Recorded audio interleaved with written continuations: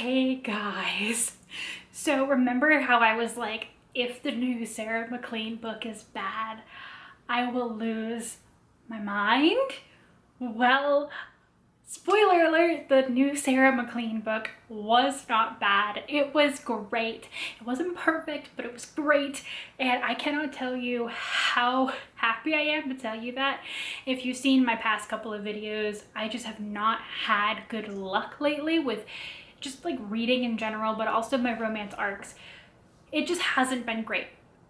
So I was reading this and I was like, I just need it to be good.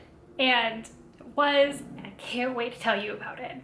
So if you're not familiar with this series or Sarah MacLean in general, Sarah MacLean writes incredible historical romance novels. I think she's the best, if at least one of the best in the biz. She's my favorite. And she is currently working on a new series called Hell's Bells. This is a series following a group of 4 women who, realizing that women in their aristocratic society have very little say or power in the way that that world runs, have very secretly decided to take some of that power back. And so they sometimes do things like they break up matches. Women will come to them and say, you know, I'm supposed to marry this man who's like 3 times my age, or he's a terrible person. And they dig up dirt on this person and break up the match.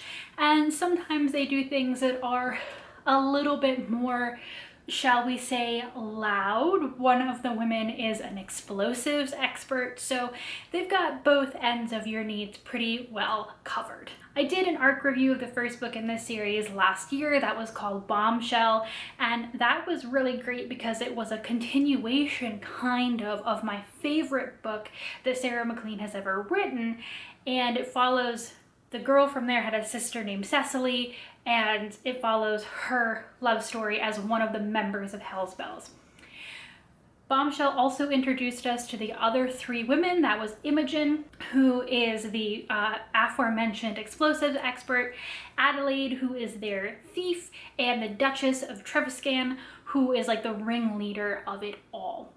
This is Adelaide's book, or Addie, and her past is about to come back to haunt her. While we get a little taste of the fact that Addie is kind of pretending to be the long-lost, faraway cousin of the Duchess, we don't really know where she's come from. In this book, it is discovered that Addie is the daughter, and this is not a spoiler, you find this out like immediately, that Addie is the daughter of basically a mob boss from the South End, and she's been hiding from him for years, but at the beginning of this book she goes back to basically thieve some stuff from her father's warehouse. He does, like, you know, he smuggles stuff, and he works as an enforcer from some pretty nasty people. Addie has gone to her father's warehouse to thieve for some stuff about a peer who murdered another peer, and the daughter witnessed the entire thing, so now the murderous father is coming for his daughter, and the Hell's Bells are out to save her and stop that and get that guy in jail. This is slightly complicated by Henry, Duke of Claiborne, while Addie is thieving very silently and great from her father's warehouse. The Duke of Claiborne shows up, mucks it all up. They find out that they're both in there and they have to run. Why is the Duke there? Well, the aforementioned daughter who witnessed the murder has run away with his brother. They are in love, and now they are being chased by multiple people from multiple directions, and it's up to Addie and Henry to save them. It is incredibly difficult to give you a good summary of the beginning of this book because it moves incredibly quickly. Like I said, it opens with Addie doing some thieving, and then the Duke is there, and then they're running, and then they're fighting, and then they're running again, and it's just like very, very fast start. And for me, I wasn't sure if I liked that, because one of the things that also happens very quickly is that after they've done most of their running away, Addie and the Duke are already kissing. And I'm like, this is like very 0 to 60. I don't know how I feel about this. What you come to find out later is that the two of them really have been noticing each other for the last 2 years and already have an attraction to each other. And indeed, the Duke of Claiborne shows up very briefly in Bombshell. But I was just like, I've forgotten that detail, and then I was like, whoa, okay, this seems really, really fast, and I don't know how I feel about that. However, that fast movement actually turned into something that I really loved about this book because it just never took a break. They're immediately finding out that, you know, the daughter and Henry's brother have eloped. They're off to Gretna Green, and basically Addie and Henry, they're at odds about what they should do, and they decide to race to find them. And of course, Addie and her collection of incredibly strong female friends is like ahead of the Duke at every turn, and he's just like, what is happening right now? But of course, as they fight and race and, you know, kind of meet up every once in a while, they start chipping away at the, I don't want to call it aggression, it's definitely sexual tension, until they start to fall for each other. So it's a little flavor of enemies to lovers, but like they've been into each other this whole time. They just both think they're the smartest person in the room. So it's a lot of also only one bed when they stop at these inns for the night. And the end as well is also like there's a lot of fighting. Addie is very strong and very good at being a cut purse. And I loved that part. I loved that the speed of the beginning and the ending.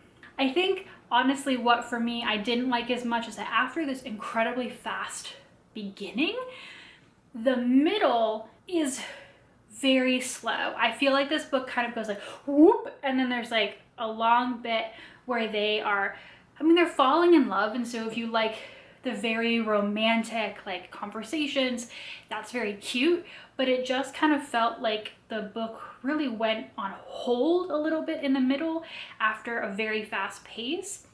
So for me, I didn't like that as much because I was like, yeah, let's blow things up, let's race some horses, let's fight some people, let's punch a guy, and that action almost entirely stopped for a good chunk of the middle. So if you like it being more romantic there, maybe you won't find that to be an issue. I did, because I just wanted more fighting, strong female characters. That's what I wanted. Like I said, no spoilers, but once we go into like the final setup of the book, it speeds back up again. Some of that was a little bit more cliche, and there is like one scene where Addie and Henry have like an elongated conversation where I was like, guys, why are you talking right now? Like, just go, what? But that was fine, and I liked it. It is why this book doesn't get a full 5 stars from me the way that Bombshell did. Bombshell was definitely a 5-star book, and this one's more like 4.5 stars for me, just because of the pacing. But I really, really loved the characters, and especially while they were falling in love with each other, I mean, you could cut that tension with a knife. It was so good. I said this after my review of Bombshell, and I'll say it again now. I think Imogen, who is the explosives expert and is clearly being set up to be the next book, she has a thing going with the lead detective who's working on all of the Hells Bells cases, and she likes to show up after she's blown things up and like give him the clue that solves the crime that the Hells Bells have just kind of uncovered for the police. And they clearly have a thing going on, and she is a really hilarious character. And so as much as I loved this book, once again, I just really want that book. They are so opposites attract, but wonderful, and her character is a little bit over the top in a wonderful way. So I'm just so excited about this series. This series is also clearly grounded in strong female friendships and strong female characters, which is really great. And I'm just enjoying the whole thing. I think The series is wonderful. I think Sarah MacLean as a writer is wonderful. She's never had a dud for me still. I've liked some more than others, but again, no duds, which is almost impossible. So if you haven't started this series yet, go check it out. If you're waiting for this one, it is coming out very soon. Thanks to Edelweiss and the publisher for my arc. When I got it, I squealed, and I'm just so happy that I had this opportunity. It's really hard to say more about this book because I liked it, and it's always hard to do reviews of those books, but I hope that's come across and I've gotten you excited for it. Go pre-order it, put it on hold at your local library, whatever it is you need to do, because this one is good.